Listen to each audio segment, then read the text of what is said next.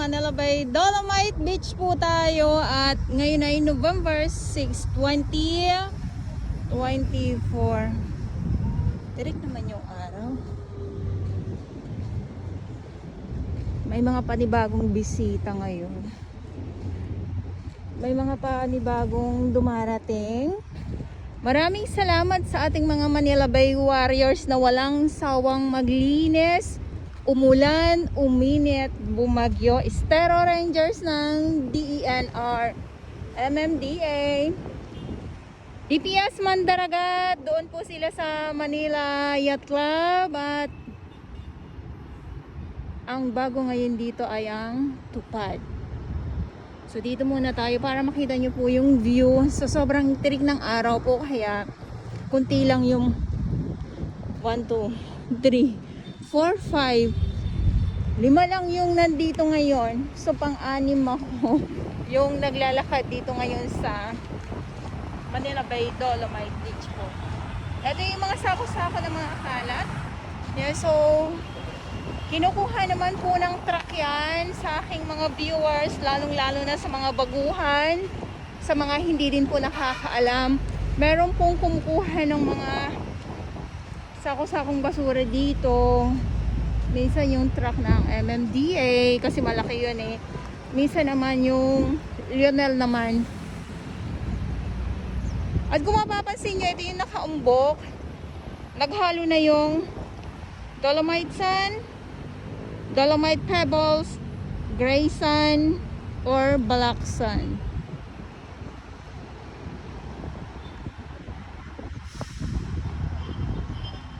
So tuwing Thursday, napapasadahan pa din po ito sa ating mga ibang mga napapasadahan pa din po ng makinarya.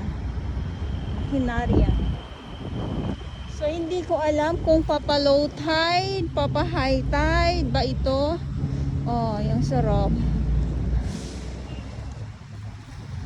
Ang sarap maglakad sa dagat, lalo na pag yung mahangin, tapos wala kang amoy na kakaibang amoy. Yun lang sa mga ibang mga viewers natin. Ay, low tide ba to? Eto na naman, baka mamaya makakita na naman po ako ng mga iba't ibang mga lamang dagat.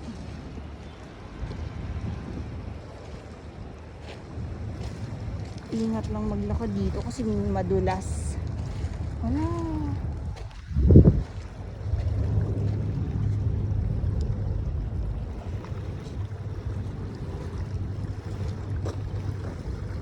Ayan mga tahangin, oh.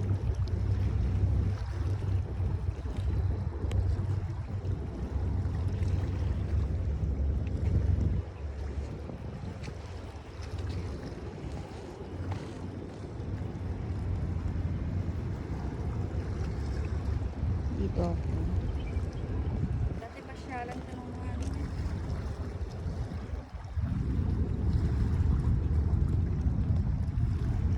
ito yung sinasabi ko sa inyo na panibagong mga dumarating, mga water lily po.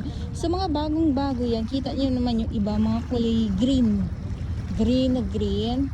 Tapos pag yung kulay brown ibig sabihin ay medyo matagal-tagal na din siya. Tapos yung iba nandyan, yan sa mahangin kasi kaya ganon. Tapos eto naman yung mga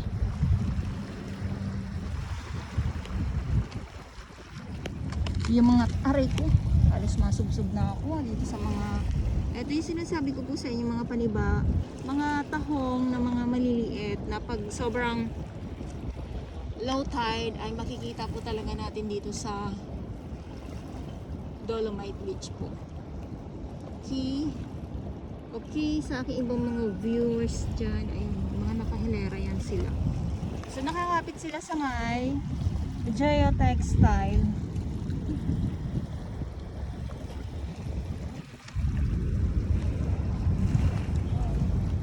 Ano ko lang kasi baka mamaya ako ay madulas.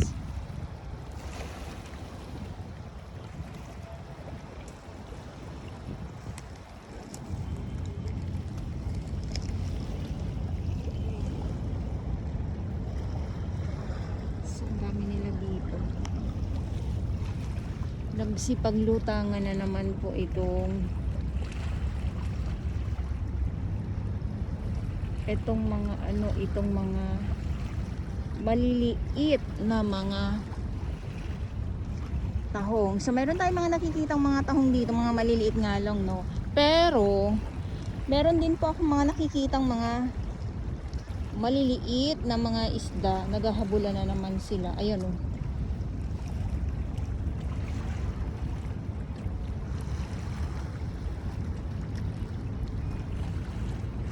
Tapos yun, tahong. Tapos yun, tahong. Ay, grabe na mga pagkatahong.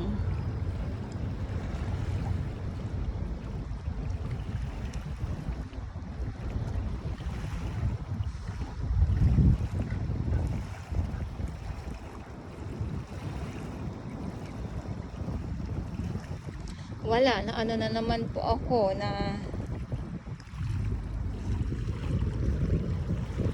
ano na naman po ako dito sa mga kailaliman. Okay, ayaw na may umiihi pa.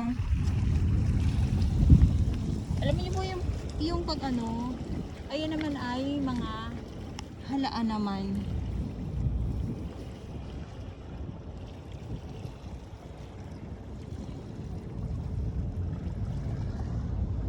Ayun, diba? Ayun yung mga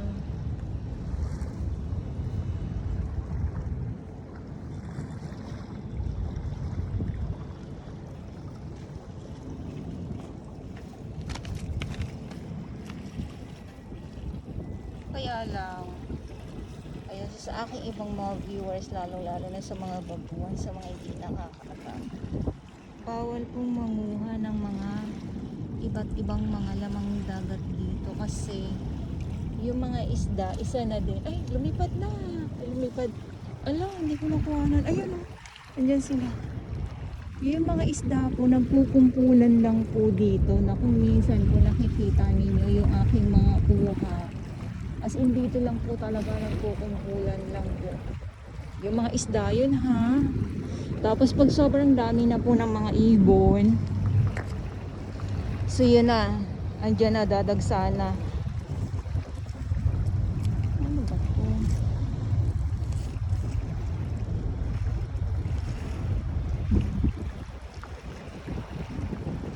Dadagsa na din po yung mga iba't ibang mga lamang dagat dito sa Dalampasigan.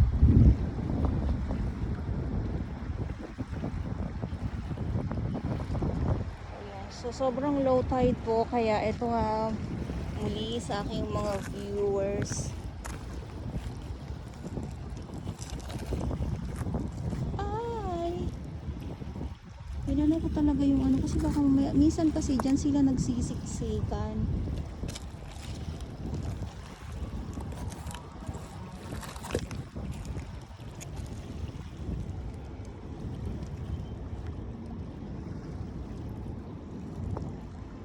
Yung iba naman wala nang laman, yung mga ganyan, durog na. So yun lang, nakwento ko na naman sa inyo. Nakwento ko na naman sa inyo. Baka mamaya humaba na naman yung kwento ko sa inyo, di ba?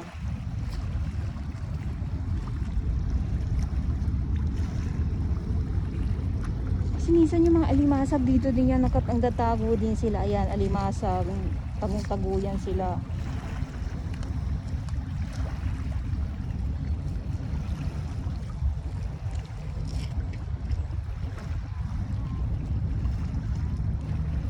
Okay.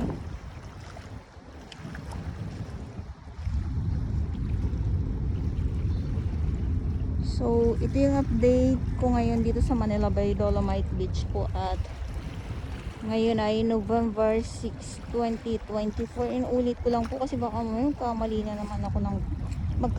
naman po ako ng ng binabanggit ko. Grabe, ang dami.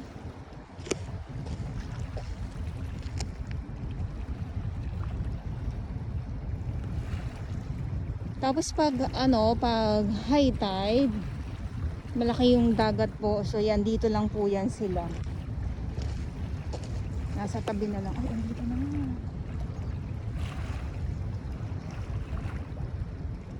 Parang umiiba na yung ano, malabo na yung tubig. Gawa na isa na din sa yung pagtatambak. Kasi dito, eto yan oh. Ang lawak na po niya ng ano ng pagtatambak dito sa may Pasay area naman po.